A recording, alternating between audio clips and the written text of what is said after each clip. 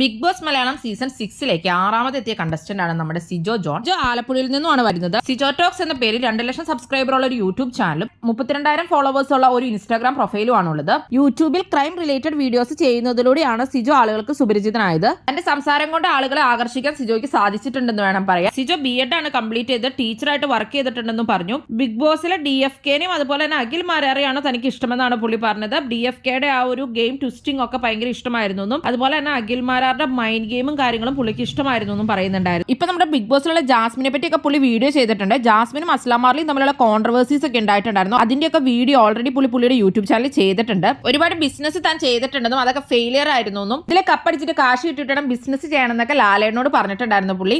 Big boss ഇപ്പൊ 2 ആഴ്ച എടുക്കുമ്പോഴത്തേക്കും സിജോ ഒരു സ്ട്രോങ് കണ്ടസ്റ്റന്റ് തന്നെയായിട്ടാണ് തോന്നുന്നത്. എല്ലാ കാര്യത്തിലും തന്റേതായ അഭിപ്രായവും കാര്യങ്ങളും എല്ലാം തന്നെ സിജോ പറയാറുണ്ട്. ആദ്യത്തെ കുറച്ച് ദിവസങ്ങളിൽ പുള്ളി ഒരാളെ ഇമിറ്റേറ്റ് ചെയ്യുന്ന രീതിയിൽ ഒരുപാട് പ്രേക്ഷകർ പറയുന്നുണ്ടായിരുന്നു. റോബിനെ പോലെ പുള്ളി എല്ലായിടത്തും കൊണ്ടുവന്നിട്ട് പുള്ളിയുടെ പേര് ഇങ്ങനെ പ്രത്യേകം എടുത്തു പറയുന്നുണ്ടായിരുന്നു, സിജോ എന്ന്. ആദ്യത്തെ ആഴ്ചക്കുള്ള ഒരുപാട് പേര് പറയുന്നുണ്ടായിരുന്നു പുള്ളി ഭയങ്കര ഓവർ ആണെന്നൊക്കെ. ഈ ആഴ്ചയിലേക്ക് വരുമ്പോൾ പുള്ളി അങ്ങനെയൊന്നും എടുത്തു പറയുന്നതായിട്ടൊന്നും കേട്ടിട്ടില്ല. നല്ല രീതിയിൽ തന്നെയാണ് പുള്ളിയുടെ ഗെയിം എന്നാണ് തോന്നുന്നത്. എന്താണ് നിങ്ങൾക്ക് സിജോനെ പറ്റിയുള്ള അഭിപ്രായം? എന്തായാലും നിങ്ങളുടെ അഭിപ്രായങ്ങൾ കമന്റ് ബോക്സിൽ കമന്റ് ചെയ്യുക. കൂടുതൽ ബിഗ് ബോസ് വീഡിയോകൾക്കും ബിഗ് ബോസിന്റെ ലൈവ് അപ്ഡേറ്റ്സിനുമായിട്ട് ഈ ചാനൽ സബ്സ്ക്രൈബ് ചെയ്യണേ. അടുത്തൊരു വീഡിയോയിൽ നമുക്ക് വീണ്ടും കാണാം.